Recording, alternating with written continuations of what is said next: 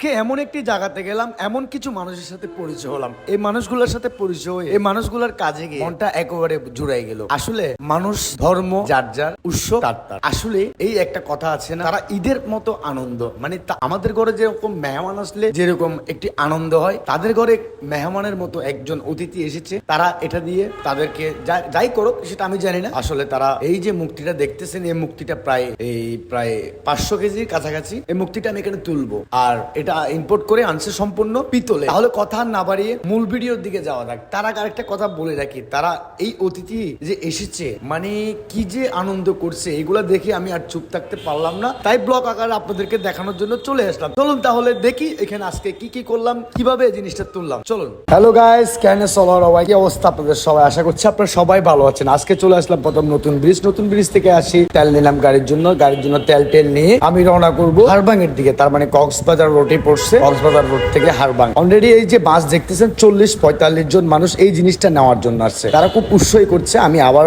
চালু করে দিলাম গাড়ি, আবার চলে আসলাম এখন হারবান বাজারে। এই হারবান বাজার থেকে এসে ভাই কিছু তরমুজ নিছে খাওয়ার জন্য। আমি যেহেতু ভাত খাই নাই, ভাইকে বলছি ভাই কিছু খাবো, ভাই আমি সবার জন্য তরমুজ নিব। এই তরমুজটা নিয়ে প্রথমে আমাকে দিল একটা তরমুজ খাওয়ার জন্য। আমিও খুব একেবারে স্বাদ নিয়ে খাইলাম এই তরমুজটা খেয়ে একটু বাইরে ঘোরাফেরা করলাম। ঘোরাফেরা করতে করতে আমি ওই যেখানে মালটা তুলবো ওইখানেই চলে যাব।